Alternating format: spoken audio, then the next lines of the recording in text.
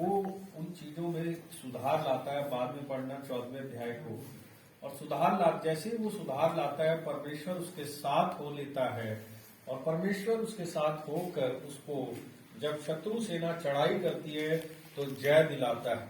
और ये लोग एक लड़ाई लड़के आए हैं, जीत कर आए हैं, और तुरंत परमेश्वर का जो भविष्यवक्ता है, परमेश्वर का एक दास उसके पास आता है, अजर्या। और ये अजर्या जो है आके एक संदेश इन लोगों को देता है, बड़ा महत्वपूर्ण संदेश, क्योंकि आसा ने मन बनाया कि जो मेरे बाप दादाओं ने गलती की, मैं वो गलती नहीं करूंगा, मैं सुधार लाऊंगा। और वो सुधार लाता है, परमेश्वर को दिखाता है अपने जीवन के सुधार के द्वारा, अपने कार्यों के द्वारा वो परमेश्वर के सामने प्रकट करता है कि नहीं, मेरे बाप दादाओं ने जो पाप किया, जो गलती की, जिसके कारण आज सारा इस्राएल परमेश्वर से दूर है, मैं वो काम नहीं करूंगा। इसके बाप दादा दाऊद अब्राहम की तरह बदमाश थे। इसके बाप दादा बड़े बड़े डॉन के समान बदमाश थे।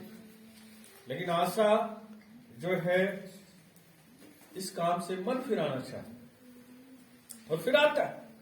राजगद्दी पर बैठते ही पहला काम वो ऊंचे स्थानों पे पर जो शैतान की चीजें उन्हें उखाड़ता है, और परमेश्वर उसके साथ हो लेता है। जब शत्रु युद्ध के लिए आता है, परमेश्वर उसे जय दिलाता है, और वो परमेश्वर का धन्यवादी होता है। और 15वें अध्याय में अजर्या नाम का प्रभु का एक दास उसके पास आता है और एक संदेश देता है, क्योंकि अब परमेश्वर ने देख लिया कि हाँ, कोई खड़ा हुआ है जो मेरे साथ चलना चाहता है। हालेलुया। परमेश्वर आज की सुबह देखना चाहता है कौन उसके साथ चलना चाहता है। परमेश्वर को आशा मिला जो उसके साथ चलना चाहता था। आज की सुबह एक एक मनुष्य की ओर परमेश्वर देख रहा है कि कौन उसके साथ चलना चाहता है। हालेलुया। बोलिए, मैं परमेश्वर के साथ चलना चाहता हूँ, मैं परमेश्वर के साथ चलना चाहता हूँ, मैं परमेश्वर के साथ चलना चाहता हूँ। प्रभु के लोगों, परमेश्वर के साथ अगर आप चलना चाहेंगे, परमेश्वर आज की सुबह आपके साथ खड़ा होगा और आपसे बातें करेगा, आपके साथ वो चलना चाहता है। वो ढूंढता है ऐसे लोगों को जो उसके साथ चलना चाहते हैं। मैं आपको सच बोल रहा हूं, वो हमसे कहीं अधिक चाहता है कि कोई तो मिले जो उसके साथ चलना चाहता है। अधिकतर लोग जो उसको मिलते हैं वो शारीरिक मिलते हैं, आत्मिक लोग बहुत कम मिलते हैं, और जो आत्मिक मिलते हैं वो बिब्लिकल हीरोज बन जाते हैं। Hallelujah, hallelujah. वो बाइबल के हीरो के समान हो जाते हैं जो उसको आत्मिक मिलते हैं। आज की सुबह देखो अपने अंदर, आज की सुबह जांचने का समय कि मेरा जीवन शारीरिक जीवन है या मेरा जीवन आत्मिक जीवन है। यदि मैं बार बार झूठ बोलता हूं, मैं व्यभिचार में हूं, मेरे अंदर जलन है, मेरे अंदर द्वेष है, मेरे अंदर जरूरत से ज्यादा क्रोध है, मैं अक्सर नाराज हो जाता हूं, मैं अक्सर दूसरों पर भड़कता हूं, मैं अक्सर झूठ बोलता हूं, या तरह तरह के जो भी पाप आप सोच सकते हैं, यदि आप उनसे जूझते हैं,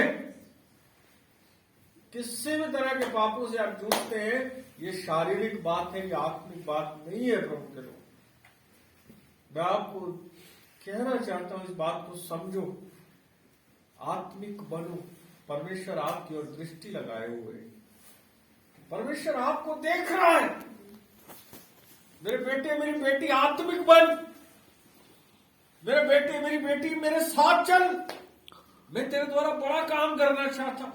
मैं तुझे अगला दाऊद बनाना चाहता हूं, मैं तुझे अगला अब्राहम बनाना चाहता हूं, मैं तुझे अगला दानियल बनाना चाहता हूं, मैं तुझे अगला होशे बनाना चाहता हूं, मैं तुझे पौलुस बनाना चाहता हूं, मैं तुझे पतरस बनाना चाहता हूं, मैं तुझे रुथ बनाना चाहता हूं, मैं तुझे जो बाइबल के बड़े बड़े हीरो उनके समान खड़ा करना चाहता हूं, मैं तुझे अपना नबी बनाना चाहता हूं। परमेश्वर देख रहा है। शरीर से बाहर आ जाओ, आ जाओ बाहर, आत्मा में हो लो, आत्मा में हो लो। प्रभु के लोग, प्रभु के साथ आत्मा में हो लो। नेगेटिव माइंडसेट के लिए रो परमेश्वर के सामने, परमेश्वर मेरे दिमाग में जितनी नकारात्मक उपज है तो उसको नाश कर, मेरे नेगेटिव थिंकिंग पैटर्न्स को तू हटा, मुझे वो विचार दे जो आत्मिक है, जो तेरी ओर से है। वो विचार मुझे नहीं चाहिए जो मेरी ओर से है, जो शारीरिक है, जो मुझे बार बार गिराते हैं, मुझे वो विचार नहीं चाहिए। मैं आपको सच बोलूं, आप रोइए, आप परमेश्वर के सामने गिड़गिड़ाइए कि परमेश्वर मेरे विचार अच्छे नहीं है, मेरे विचारों को शुद्ध कर। मैं आपको बताऊं, कोई भी ऐसा नहीं है जिसको शुद्धता की आवश्यकता नहीं है, जिसको अपनी जीवन की सफाई करने की आवश्यकता नहीं है, ऐसा कोई भी नहीं है। हर व्यक्ति को अपने जीवन की सफाई की आवश्यकता होती है। यशाया जो इतना बड़ा भविष्यवक्ता है, जिस वक्त वो परमेश्वर का दर्शन पाता है, कह बैठता है, हाय हाय मैं अशुद्ध होठों वाला मनुष्य, मैंने परम प्रधान को अपनी आंखों से देखा है। वो कह बैठते हैं। यशाया 6 अध्याय को बाद में पढ़ना आप जाकर।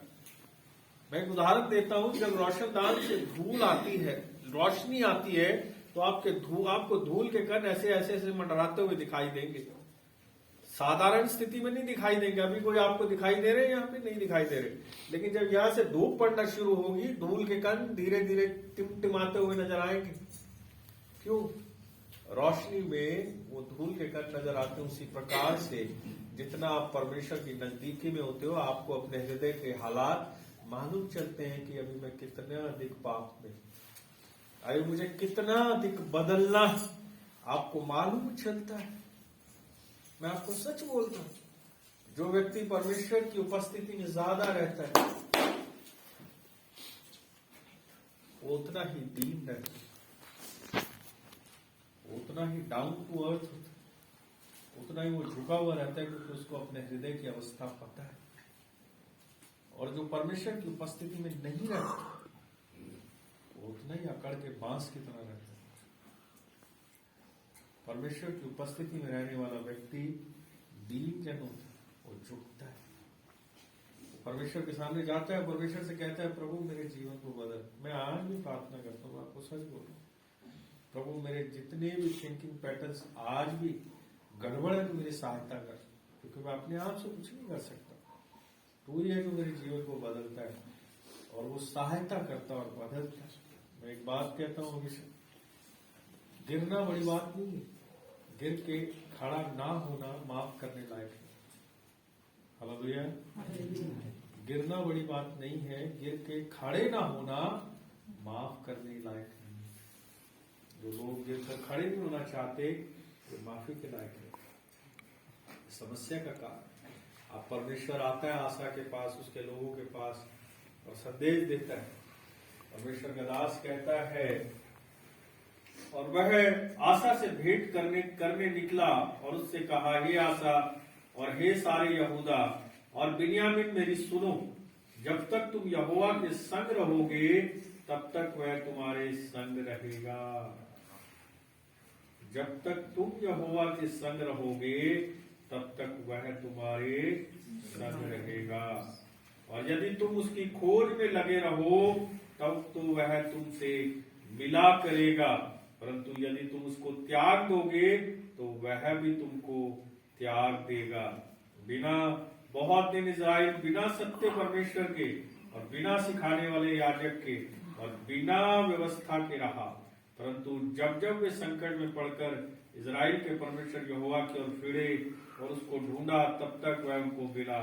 उस समय ना तो जाने वालों को कुछ शांति होती थी, न आने वालों को, वरन सारे देश के सब निवासियों में बड़ा कोलाहल होता था। परमेश्वर का वचन कहता है, जो यहोवा के साथ बने रहते हैं, यहोवा उनके साथ बना रहता है, और जो यहोवा को छोड़ देते हैं, परमेश्वर क्या करता है, उनको भी छोड़ देता है। और एंड रिजल्ट क्या है जब परमेश्वर छोड़ता है? 5वां पद पढ़िए।